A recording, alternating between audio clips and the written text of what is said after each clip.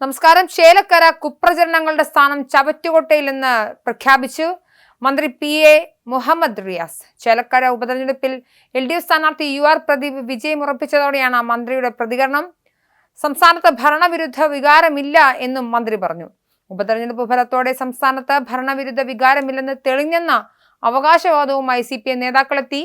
ചേലക്കര നിലനിർത്തിയതിന് പിന്നാലെയാണ് CPM നേതാക്കളുടെ അവകാശവാദം. കള്ളപ്രചരണ വേലകൾ വെറുതെയായെന്നും ഭരണവിരുദ്ധ വികാരമില്ലെന്നും കെ രാധാകൃഷ്ണൻ MP പ്രതികരിച്ചു. എന്നാൽ അതേ നേതാക്കൾ പാലക്കാടും വയനാടും ഇടതുപക്ഷത്തിൽ നേരിട്ട കനത്ത തിരിച്ചടിയെക്കുറിച്ച് പ്രതികരിച്ചില്ല.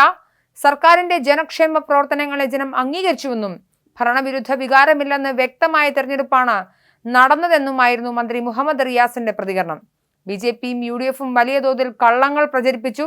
ക്ഷേമ പ്രവർത്തനങ്ങൾ പക്ഷേ ജനങ്ങൾ മനസ്സിലാക്കുന്നുവെന്നതിന്റെ തെളിവാണിതെന്നും റിയാസ് കൂട്ടിച്ചേർത്തു. ഇടതുപക്ഷത്തെ ജനം കൈവിട്ടില്ലെന്ന് ചേലക്കരയിൽ ഇടതുപക്ഷത്തിനായി മിന്നും ജയം നേടിയ UR പ്രദീപും പ്രതികരിച്ചു. അതേസമയം പാലക്കാട് വാശിയേറിയ തെരഞ്ഞെടുപ്പിൽ ആദ്യഘട്ടത്തിൽ ഇഞ്ചോടിഞ്ചായിരുന്നു പോരാട്ടമെങ്കിൽ വോട്ടെണ്ണൽ 4 മണിക്കൂർ പിന്നിടുമ്പോൾ രാഹുൽ മാങ്കൂട്ടത്തിൽ വമ്പൻ ലീഡ് നേടി കുതിക്കുകയാണ്. ഏറ്റവും ഒടുവിൽ ലഭിക്കുന്ന വിവരം അനുസരിച്ച് നിലവിൽ 15,352 വോട്ടുകൾക്കാണ് രാഹുൽ മുന്നേറുന്നത്. പോസ്റ്റൽ വോട്ടുകളിലും ആദ്യ മണിക്കൂറിലും മുന്നിലായിരുന്ന BJP സ്ഥാനാർത്ഥി C കൃഷ്ണകുമാറിനെ 6ാം റൗണ്ട് മുതലാണ് രാഹുൽ പിന്നിലാക്കിയത്. BJP കോട്ടകൾ പൊളിച്ചടുക്കിയാണ് രാഹുലിന്റെ കുതിപ്പ്. പാലക്കാട് BJP സ്വാധീന മേഖലകളിൽ വോട്ടെണ്ണുമ്പോൾ BJP മുന്നിലായിരുന്നു. എന്നാൽ കഴിഞ്ഞ തവണത്തേക്കാൾ നഗരസഭയിൽ ഇത്തവണ BJPയുടെ വോട്ടുകൾ കുറഞ്ഞിട്ടുമുണ്ട്. കോൺഗ്രസിലേക്കാണ് BJP വോട്ടുകൾ ചോർന്നതെന്ന് ഇതിനാൽ തന്നെ വിലയിരുത്താം. ഇതിനൊപ്പം തന്നെ കോൺഗ്രസ് പാളയം വിട്ട് ഇടത് സ്ഥാനാർത്ഥിയായ P സരിനെ രാഹുൽ മാങ്കൂട്ടത്തിൽ നിഷ്പ്രഭനാക്കിയ കാഴ്ചയും നമ്മൾ കണ്ടു. സരിൻ നേടുന്ന ഇരട്ടി വോട്ടുകൾ നേടിയാണ് രാഹുലിന്റെ തേരോട്ടം. എന്നാൽ ഇത്തരം പ്രശ്നങ്ങളെക്കുറിച്ചോ രാഷ്ട്രീയ മാറ്റങ്ങളെക്കുറിച്ചോ സംസാരിക്കാൻ ഇടതു നേതാക്കൾ തയ്യാറായില്ല.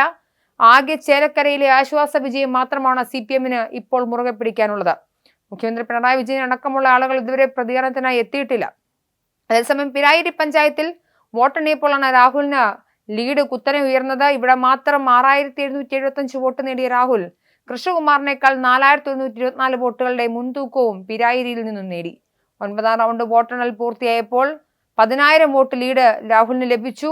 വമ്പൻ വിജയം രാഹുൽ ഉറപ്പാക്കിയതോടെ പാലക്കാട് UDF പ്രവർത്തകർ ആഘോഷവും തുടങ്ങി. ഉപതെരഞ്ഞെടുപ്പ് ഫലം പുറത്തുവരുന്നതിനിടയിൽ വയനാട്ടിൽ LDF സ്ഥാനാർത്ഥിയായി സത്യൻ മൊകേരി വീട്ടിലേക്ക് മടങ്ങി. സത്യൻ മൊകേരിയെ സ്ഥാനാർത്ഥിയാക്കിയ ഘട്ടം മുതൽ തന്നെ ഇദ്ദേഹം ഇടതുപക്ഷത്തിന്റെ മുതിർന്ന നേതാവാണ്. എന്നാൽ തെരഞ്ഞെടുപ്പിൽ കാര്യമായി ഇടതു നേതാക്കൾ വയനാട്ടിലേക്ക് എത്തി പ്രചരണത്തിനൊന്നും തന്നെ ചുക്കാൻ പിടിച്ചില്ല.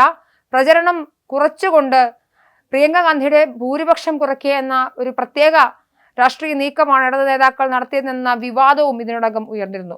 കോൺഗ്രസ് സ്ഥാനാർത്ഥി പ്രിയങ്ക ഗാന്ധിയുടെ ഭൂരിപക്ഷം കുതിക്കുന്നതിനിടെയാണ് മൊകേരിയുടെ മടക്കം. പരാജയം ഉറപ്പായതോടെ വോട്ടെണ്ണൽ പകുതിയാകും മുമ്പാണ് സത്യൻ മൊകേരി വീട്ടിലേക്ക് മടങ്ങിയത്.